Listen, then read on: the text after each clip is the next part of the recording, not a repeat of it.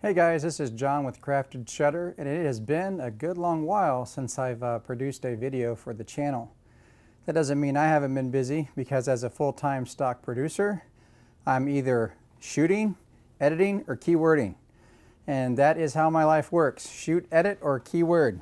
I'm not complaining, love what I do, but it takes work. Now, I made this video because I just added a Sony A7 III to my arsenal to use for stock video purposes. So I'm moving more away from my micro four thirds format for stock into the full frame.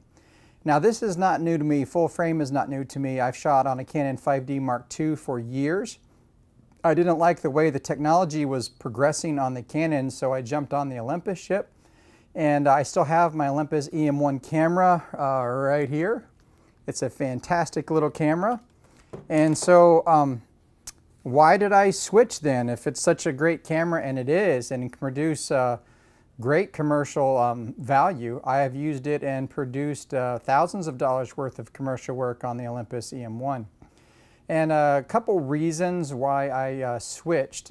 First and foremost is price.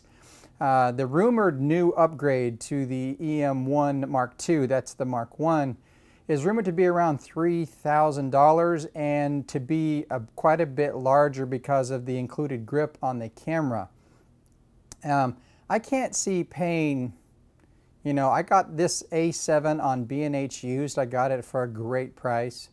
I cannot see paying almost double for a micro four thirds sensor than what I paid for a full frame Sony camera. So that's one reason. Another reason is when I shoot stock in the hospital or in city settings, I want to blur the background. Here it goes. Yes, you can blur the background on 4/3. It's not a problem if you know what you're doing. However, to achieve the blurred background takes a little bit more effort. So the reason I like full frame is it's not quite as much effort to get the blurred background that I want. Case in point, I am shooting this video on the A7 III. I have face detection turned on, so it's autofocused.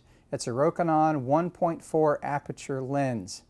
That would be a 0.7 on a micro four thirds. You can't find a 0.7 micro four thirds lens with autofocus that will work this well. So that's just case in point. I'm not talking about size. Size and the weight is not that important to me. I still have the Olympus system. I can take it when I want to travel light. But funny thing is, my favorite camera for traveling light and producing amazing stock is still the Sony RX100. And this can give the Olympus a run for its money. In fact, it could give a GH5, just about any camera out there, a run for its money once you know how to use it.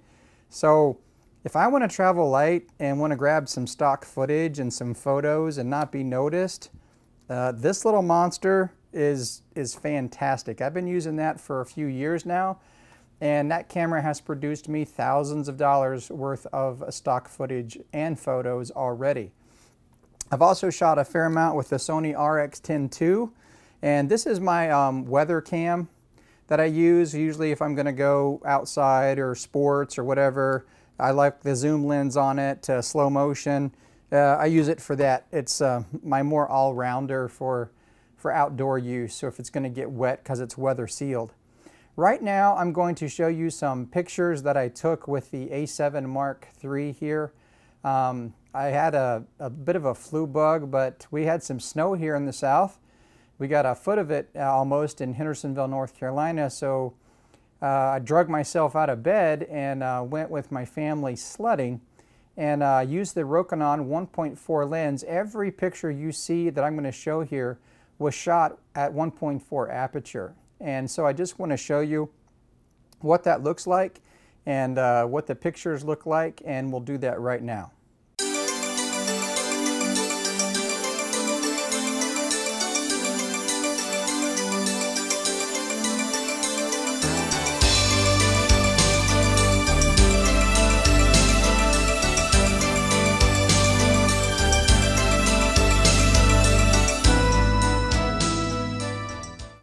I hope you enjoyed the images. I wanted to test the autofocusing system because when you're shooting at 1.4, the depth of field when you get close is shallow.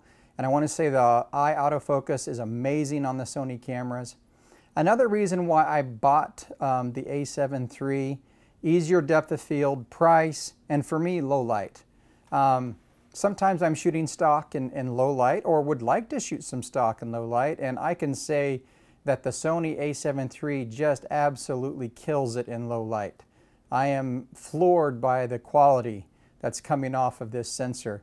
I can easily shoot up to ISO 6400 without any noise reduction, 12,000 with a little noise reduction, and the picture looks absolutely great.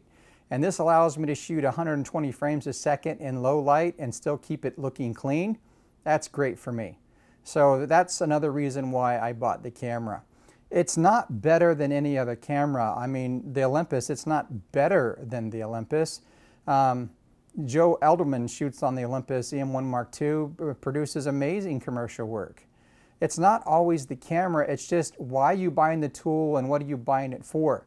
There's a lot of people on Crafted Shutter that use their smartphones and are making money with their smartphones.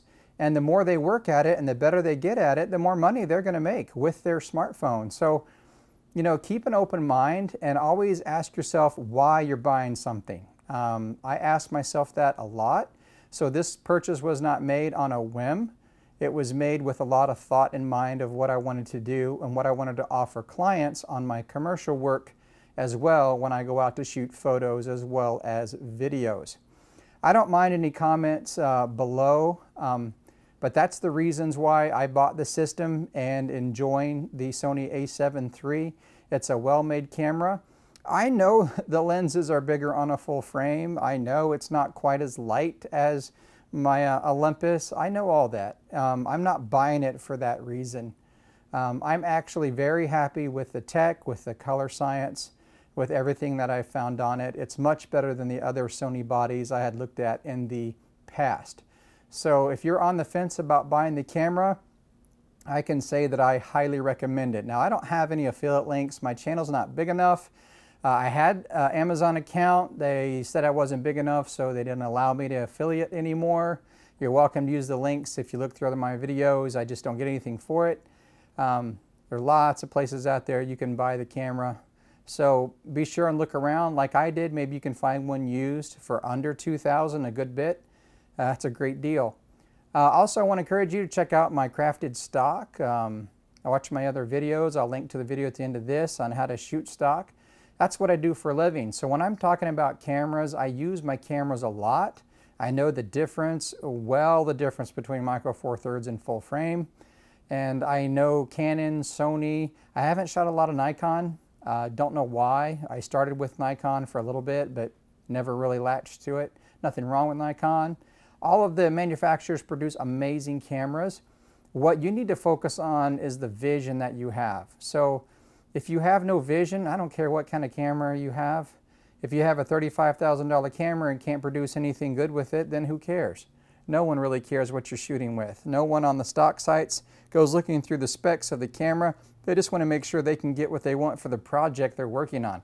When I use stock footage and I purchase stock footage, I don't look to see who made it. I just grab the clip that I need to use in the project that I want. I don't care what it was shot on, as long as it fits what I want. So, you know, buy a camera for what you want to buy it for, not what everybody else is buying it for.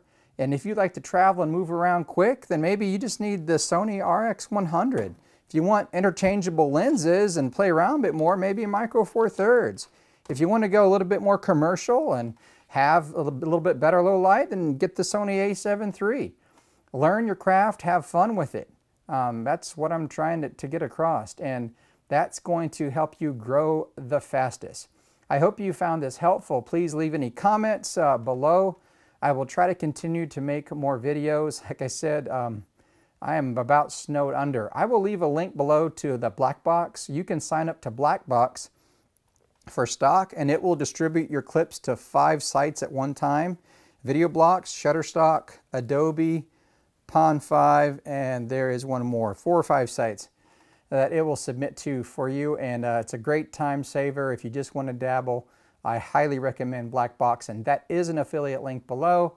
So if you want to start shooting your own footage or submitting your own, you can even get people to keyword for you.